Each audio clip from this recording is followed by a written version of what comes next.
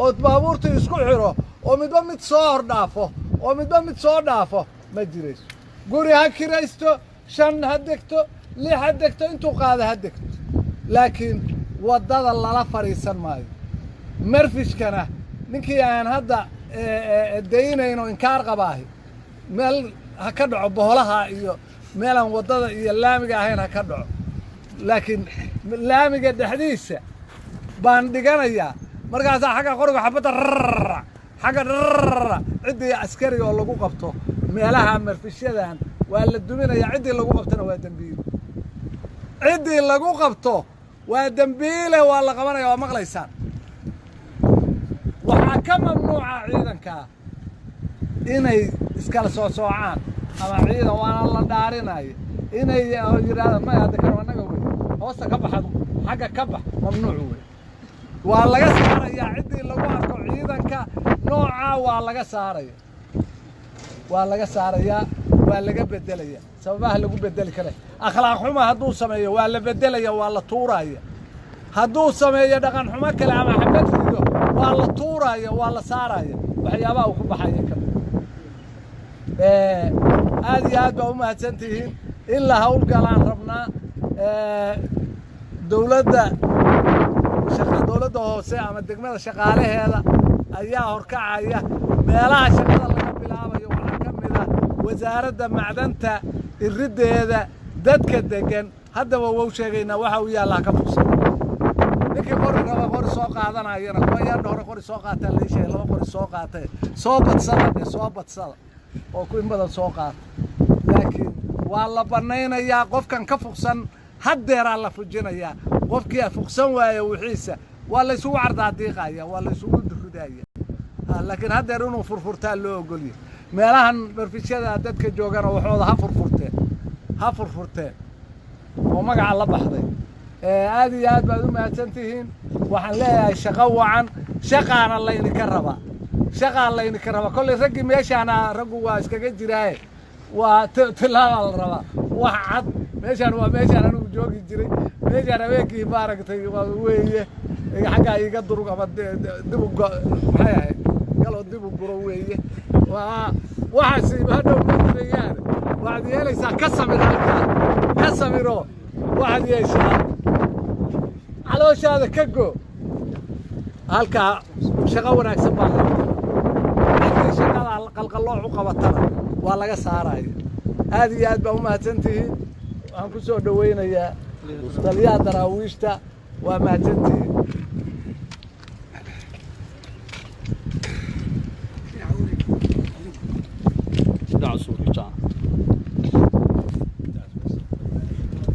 بسم الله الرحمن الرحيم الله أكبر الله أكبر وشيرك أمنية كيشة عيد ماذا قلب كالسلاح معكم تقول كي يدق ماذا بعض الصحافة دا أمان عيدك يهرتاقنا السلام عليكم ورحمة الله وبركاته سلام كدب الدواد جدانينو مانتي هلاك waxaynu isugu nimi baahi weyn oo aynu u qabno inaynu magaaladeena quruxsano tayeynta amniga magaaladu waa magaalada qurxinteeda magaaladani waa munaaradii ama wajigii Puntland inay quruxsan tahay oo amni tahay oo nidaam lagu kala socdo waa laga maarmaan haddii rabno inay caasimadii noo ahaato taasaa keentay baahida maanta halkaan intiina inay kiina isugu yeelo oo aad hawshaa ka qaybgashaani baahiyo badani waa jiraan dalku waad ogtihiin oo meelo qaarkood xaalad dagaal buu ku jiraa xalay mar aanu wada hadlaynay gudiyada waxaanu isniri war in armaynu ciidankaan intaa leeg meel ku gufaynaa maanta oo baahi weyn u qabno amniga sugidiisa armaynu gelinaa haddana waxaa la isla gartay war caasimadda amnigeeda xasilintiisa iyo tayeyntiisa waa wax walba ka weyn nimayahow sidaasaa laydiin soo soocay raggiina halakan taagan kolley waxaa filayaa rag xulah oo culalka laga soo xulay oo hawshaas ku filan baa tihi intii hadda muxuu idinka sheekaynayey baa loo baahan yahay in lagu dhaqmo bal marka ugu horraysa idinka shakhsiyan inay idinka muuqato inaad tihiin kuwa u qalma xasilinta tayaynta amniga magaalada inaad horta tihiin niman u qalma inaad xilkaa gudataan oo idinku iska bilowdaan marka ugu horraysa nidaamka iyo akhlaaqda iska bilowdaan meeshaad ku shaqaynaysaan waa caasimadeennii dadkeennii baa jooga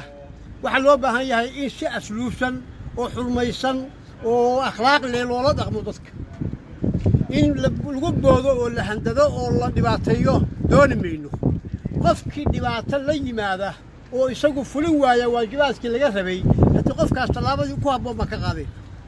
laakiin dadka kaleeto in loo tulo oo akhlaaq loo muujiyo oo ay ciidankooda ku diirsadaan baa loo baahan yahay oo ay fahmaan inaad ka shaqaynaysaaniin tayayntii amniga caasimadda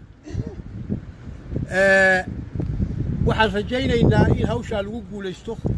intii hadda laydinka sheekeeyey baa idin hor taalla oo la doonayaa inaad qabataan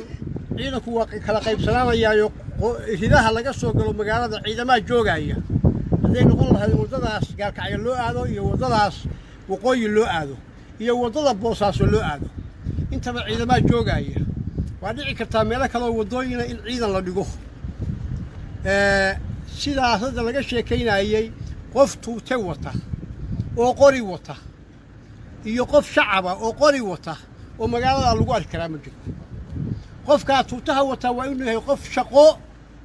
u socda ama hawl ku jira inuu yahay ciidamada amar baanu siinay meel kastay joogaaniin qofkii amar la'aan isagoo tuuta wata oo qori wata lagu arko waddada isagoo maraya ama isagoo buushashka fadhiya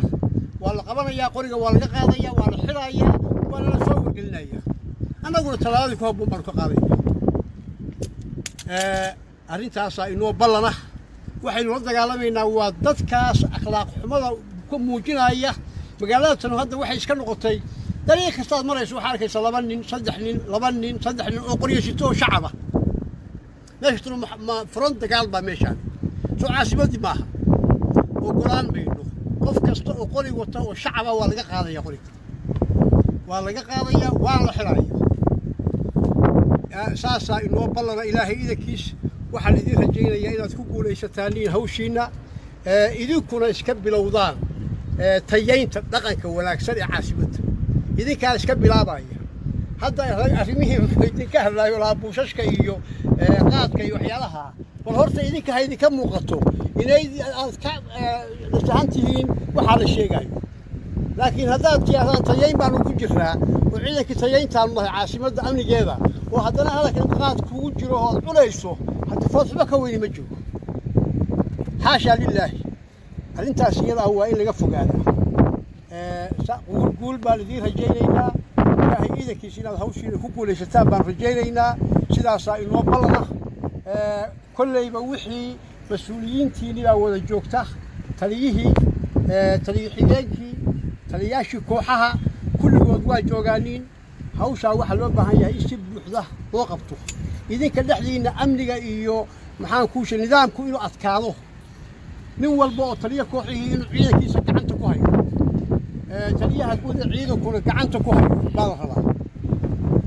oo aad isbaqashaan oo kala damayn leedihiin baa la rabaa saasaa inoo ballana ilaahay idankiis waa idiin hambalyaynaynaa guul baan idiin rajaynaynaa wasalaamu calaykum waraxmatullaahi wabarakaatu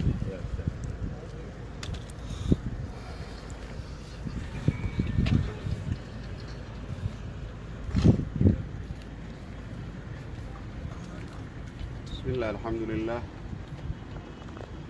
تليها ciidamada daraawiishta iyo xigeenkiisa taliyaha ciidanka booliska xigeenkiisa taliyaha ciidanka booliska xigeenkiisa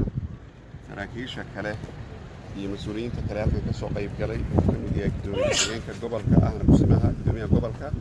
gudoomiyaha degmada saraakiisha ciidanka iyo colalka ay hortaagan wata iyo ciidanka بعض الصحافة دمان وحنلاقي السلام عليكم ورحمة الله وبركاته. مهمة عيدا كان يقول لي هاي وجيت كعيدا كان يقول لي هاي mas-uuliyiintii iga horreeyey baa aad uga hadlay si faahfaahsan uga hadlay laba qodob un baan rabaa inaan iftiimiyo waa marka hore ciidankan waxaa weeye ciidanka tayeynta amniga caasimadda puntland waa ciidan laga soo xulay colalka ciidamada loo arko inay yihiin ciidankii ugu habboonaa iyaga iyo saraakiisha wata waxaanu ka rajaynaynaa hadduu ilaahay idmo ciidankaas sida loo soo xulay iyaga iyo saraakiisha wataba inay u gudan doonaan waajibaadkooda loo xushay waxaanu rajaynaynaa hadduu ilaahay inay noqdaan ciidamo ku guulaysta bilad sharaf ciidamo ku guulaysta dallacsiin ciidamo ku guulaysta in la wanaajiyo oo la karaameeyo waa rajaynaynaa hadduu ilaahay hawshaa loo igmadayna aysan cidna ugu turin tan labaad oo aan tilmaamayo waxay tahay magaalada garowe ee ah caasimadda puntland waxa ay ka mid tahay caasimadaha afrika ugu nabadda badan bay ka mid tahay laakiin innaga oo mas-uuliyiintii ah iyo shacabkii magaalada ku dhaqnaa iyo ciidamadii baa waxaanu u muujinnay inay magaaladii tahay magaalo aan nabadgelyo ahayn markii magaalada gudaheedii teknikadii lagu kaxaystay oo magaalada gudaheeda qoryihii waaweynaa lala dhex maray oo magaalada gudaheeda ciidan aan shaqo ku jirin nin walba uu degta saartay qorigiisii ama tuutaha wato ama dhar carabiya ha wato waxay u muuqatay goob furin ah oo dagaal ka jira waxaan rabnaa marka magaaladu waxa ay mudan tahay iyo maqaamka ay leedahay inaynu muujinno magaaladu waa nabad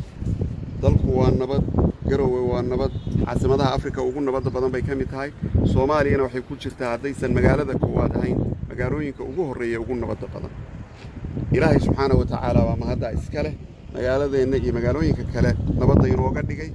shacabka ku dhaqan caasimadda garowena aad baanu ugu mahad celinaynaa sida wanaagsan oo ay uga shaqeeyaan laamaha amniga oo ay amniga iyo nabadgelyada ugala shaqeeyaan waxaanu ka rabnaa tii oo ay laba jibaareen waxaanu ka rabnaa tii oo ay darfaha qabteen oo ay si dhammaystiran ula shaqeeyeen ciidanka tayeynta amniga caasimadda iyo inta ka shaqaynaysa amniga caasimadda waxaan kaloo halkan aanu ka caddaynaynaa waxaa jira xeer u gaar ah tayeynta caasimadda amniga xeerkaasi waxa uu weli ku jiraa procedurkii loogu talagalay golayaasha dawladda qaybna waa uu ka soo gudbay qaybna gacantay ku hayaan marka uu dhammaystirmo waxa uu noqonayaa xeer la dabaqo oo dhaqan gala mas-uuliyiinta caasimadda garowe jooga ama wasiirra ha ahaadeen ama mas-uuliyiin kale ha ahaadeen dhammaan waxaa ka reeban inay israafiyo tuuta wata qoryo wata ay la dhex maraan magaalada arrintaa in dhowaale haddeer annagu waxaanu magaalada ku dhex maraynay staff nin ama laba aan ka badnayn oo aan tuutana wadan qoryana wadan waxaana noo soo baxday markii ay ciidanka faraha badan nala socdeen iyo maantay inaannu dareemayno kalsooni ka badan shalay inaannu maanta dareemayno waxaannu rabnaa dhammaan mas-uuliyiinta dawladda inay garab ku siiyaan ciidamada tantayeynta amniga caasimadda iyo cidda loo xilsaaray in la fuliyo awaamirta soo baxday inaysan dhicin mas-uul isagu qayb ka noqda amni xumada dalka iyo caasimadda inaysan iman mas-uul ciidan tuuto wata iyo qoryo wata lagu arkaa dhammaan mas-uuliyiintu waxa ay wadan doonaan ciidamo qarsoon ciidamo hubkoodu qarsoon yahay oo ku filan amnigooda iyo securitigooda ku filan waxaa inagu soo wajahan shirar caalami ah oo ugu soo horreeyo shirka qarsoomi doona 15 bishan oo ah shirkii maalgashiga puntland waxaa ka soo qaybgeli doona mas-uuliyiin caalamiya waxaa ka soo qaybgeli doona madaxweynayaal waxaa ka soo qaybgeli doona kambaniyo waaweyn oo caalami ah waxaa laynaga rabaa inaynu shacab iyo xukuumadba meel uga soo wada jeedsanno soo dhowaynta barnaamijka ballaaran ee dadka iyo dalkaba faa'iidada u ah adkaynta amniga caasimadda iyo fududaynta dhammaan waxa laale wixii qayb ka noqon kara amniga caasimadda waxaan rabaa inaan hadalkayga aan ku soo gunaanado dhammaanteen waxaynu isku garabsan doonnaa oo aynu u wada diyaargaroobi doonnaa caasimaddu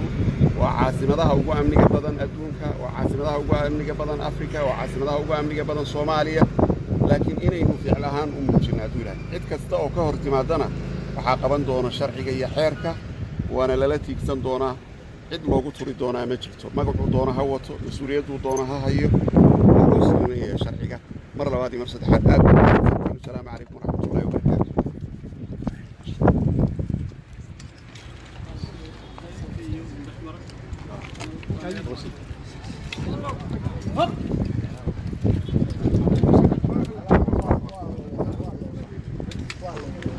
لا حاجة كويس حاجة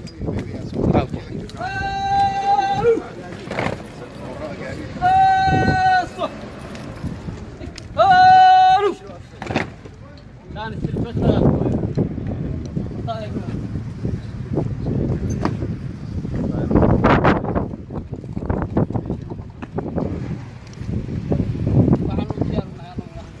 واجباتنا صور الأخرى